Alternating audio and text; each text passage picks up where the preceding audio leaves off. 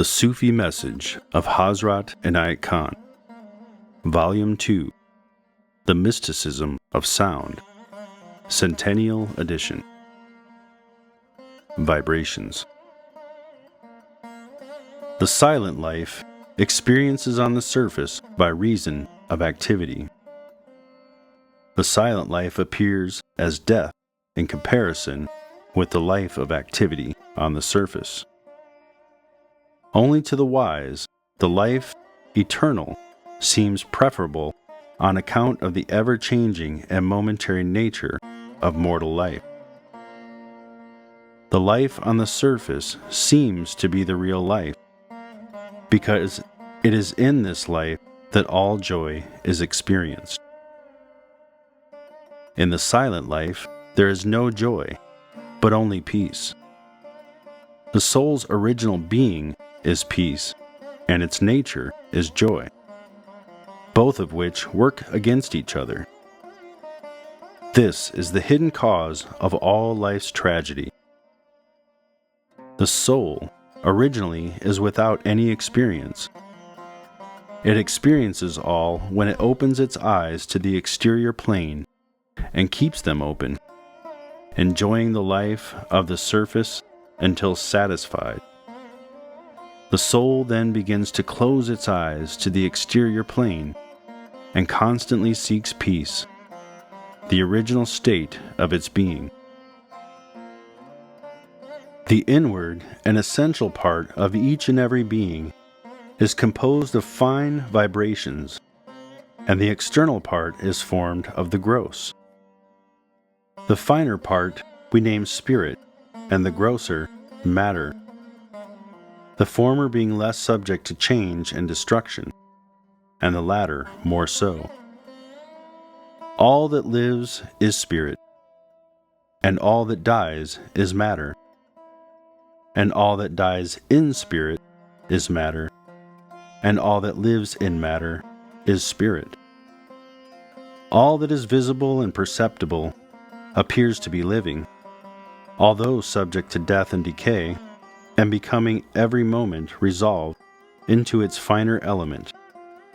But the human sight is so deluded on account of its wakefulness to the seeming world that the spirit which really lives is covered under the garb of matter, and its true being is hidden. It is the gradually increasing activity which causes vibrations to materialize, and it is the gradual decrease of the same which transmutes them again into spirit. As has been said, vibrations pass through 5 distinct phases while changing from the fine to the gross, and the elements of ether, air, fire, water, and earth each has a savor, color, and form peculiar to itself. This wheel of elements brings them all in time to the surface. At each step in their activity, they vary and become distinct from each other. And it is the grouping of these vibrations which causes variety in the objective world. The law which causes them to disperse we call destruction.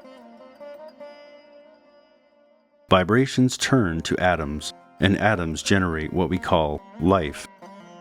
Thus, it happens that their grouping by the power of nature's affinity forms a living entity, and as the breath manifests through the form, so the body becomes conscious. In one individual, there are many fine and small beings hidden, in the blood, in the brain cells, in the skin, and in all planes of one's existence. As in the physical being of an individual, many small germs are being born and nourished, which are nevertheless living beings. So is one's mental plane, and also are many beings termed mawakal, the elementals. And these are still finer entities born of one's own thoughts. And as the germs live in one's physical body, so so the elementals dwell in one's mental sphere. We often imagine that thoughts are without life. We do not see that they are more alive than the physical germs, and that they have a birth, childhood, youth, age, and death. They work for our advantage or disadvantage according to their nature. The Sufi creates fashions and controls them. The Sufi drills them and rules them throughout the Sufi's life. They form the Sufi's army and carry out the Sufi's desires. As the germs constitute a person's physical being, and the elemental a person's mental life, so do the angels constitute a person's spiritual existence. These are termed farishtas. Vibrations, as a rule, have their length as well as breadth. They may last the least fraction of a moment, or the greater part of the age of the universe. They make different forms, figures, and colors as they shoot forth, one vibration creating another, and thus myriad arise out of one.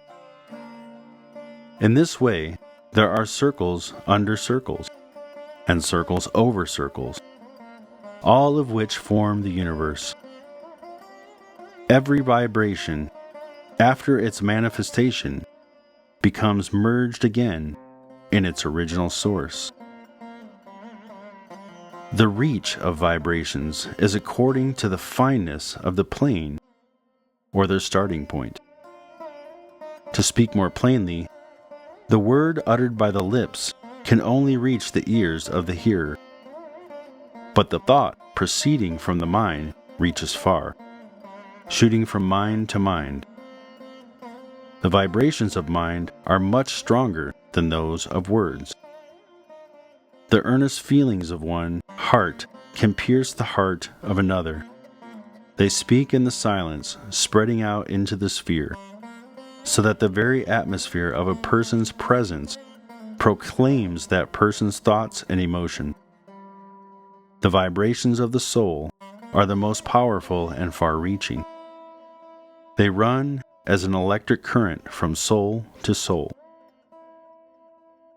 All things and beings in the universe are connected with each other, visibly or invisibly, and through vibrations, a communication is established between them in all the planes of existence. As an ordinary instance, if one person coughs in an assembly, many others begin to do the same. And the same is the case with yawning. This also applies to laughter, excitement, and depression. This shows that vibrations convey the conditions of one's being to another. Therefore, the seer knows of the past, present, and future, and perceives conditions on all planes of existence. Vibrations work through the cord of sympathy existing between a person and that person's surroundings, and reveal past, present, and future conditions. This explains why the howling of dogs foretells death, and the neighing of horses the approach of danger. Not only animals show this, but even the plants, in times of sorrow, begin to die, and the flowers to fade, while during times of happiness they grow and flourish. The reason why the plants and animals can perceive the vibration and know of coming events while humans are ignorant of them is because humans have blinded themselves with egotism. The influence of vibrations is left on the chair on which one sits, in the bed where one has slept, in the house where one lives, in the clothes one wears, in the food one eats, and even in the street where one walks. Every emotion arises from the intensity of activity of vibrations, which when active in different directions produces different emotions, the main cause of every emotion being activity alone. Every vibration, while active, raises the consciousness to the outermost surface, and the mist caused by this activity collects clouds which we call emotions. The clouds of emotion obscure the clear sight of the soul. Therefore, passion is called blind. The excess of the activity of vibrations not only blinds but weakens the will, and a weak will enfeebles the mind and body. It is the state of vibrations to which a person is tuned that accounts for that soul's note. The different degrees of these notes form a variety of pitches, divided by the mystics into 3 distinct grades. The first grade, which produces power and intelligence, and may be pictured as a calm sea. Second, the grade of moderate activity, which keeps all things in motion, and is in balance between power and weakness, which may be pictured as a sea in motion. Third, the grade of intense activity, which destroys everything and causes all weakness and blindness, which may be pictured as a stormy sea. In the activity of all things and beings, the pitch is recognized by the seer. As a musician knows the key in which any particular music is written, one's atmosphere tells of the grade of activity of one's vibrations. If vibratory activity is properly controlled, we may experience all life's joy and at the same time not be enslaved by it. It is more difficult to control activity when it is once started and on the increase, for it is like trying to control a runaway horse. But yet in the control abides the whole of what is called mastership. The saints and sages spread their peace not only in the place where they sit, but even in the neighborhood where they dwell. The town or country where they live is at peace, in accordance with the power of vibrations they send out from their soul. This is the reason why association with good or bad, and with those of the upper or lower class, has a great influence upon a person's life and character. The vibrations of thought and feeling create, procure, and prepare of themselves all the necessary means for their manifestation on the surface. For example, a person may desire to eat fish, and instead of ordering it, might think strongly of it. The person's thought vibrations, thus speaking to the mental ears of the cook, give the cook the same desire. And perhaps the person's strong feeling would even attract a fishmonger to the house. In this way, thoughts of sages work out their destiny according to their strength, power, and purity of their minds.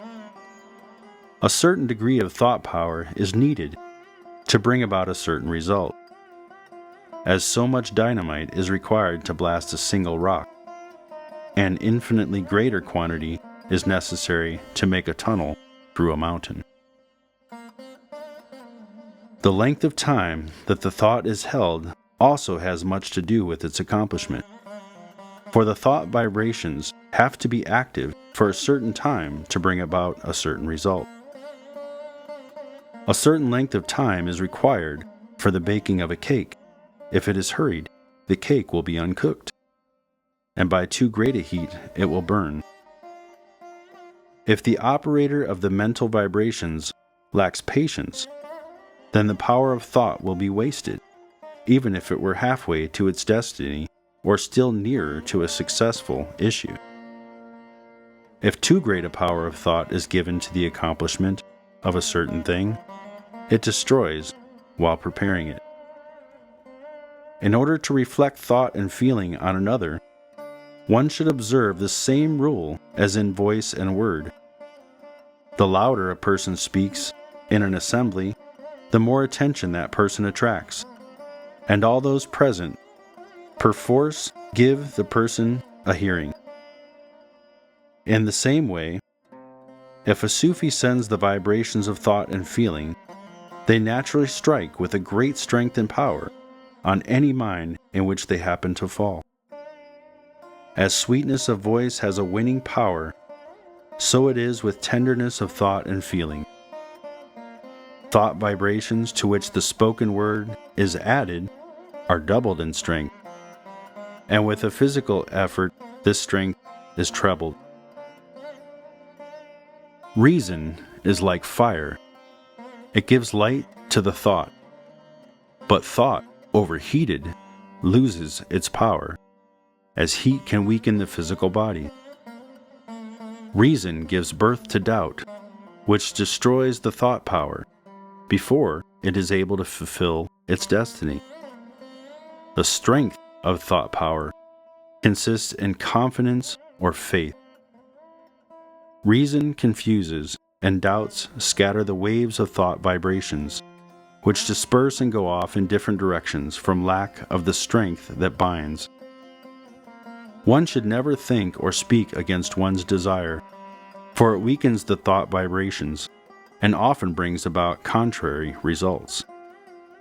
A variety of thoughts springing up at the same time naturally enfeebles the power of mind, for none of them have a chance to mature, just as twins are, as a rule, imperfect, and triplets seldom live. The disharmony between one's desire and one's ideal always causes a great confusion in life, for they constantly work against each other. When a person speaks, thinks, or feels either hardly or kindly of another, it reaches the spirit of that other either consciously or unconsciously by the power of vibration. If we happen to be offended with someone and do not give it out in speech or action, it cannot be hidden, for the vibrations of our feeling which reach directly to the person in question, who will begin to feel our displeasure, however far away that person may be. The same is the case with our love and pleasure. However we may try to conceal it in speech or action, it cannot be hidden. This explains the old adage that even walls have ears, which really means that even the wall is not impervious to vibrations of thought. Sufis give special attention to the good and bad wishes of people.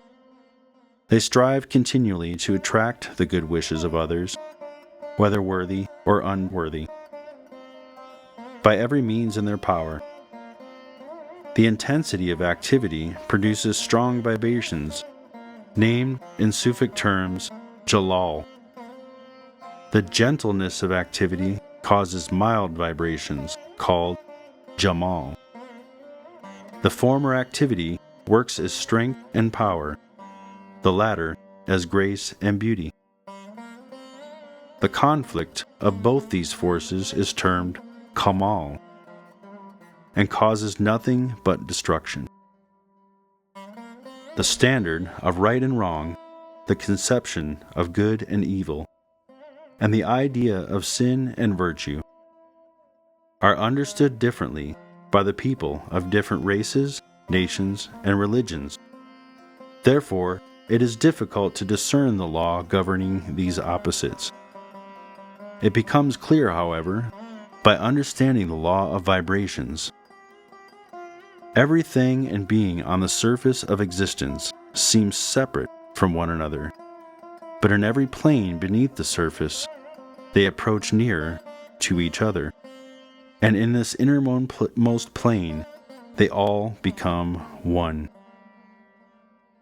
Every disturbance, therefore, caused to the peace of the smallest part of existence on the surface, inwardly affects the whole. Thus, any thought, speech, and action that disturbs peace is wrong, evil, and a sin. If it brings about peace, it is right, good, and a virtue.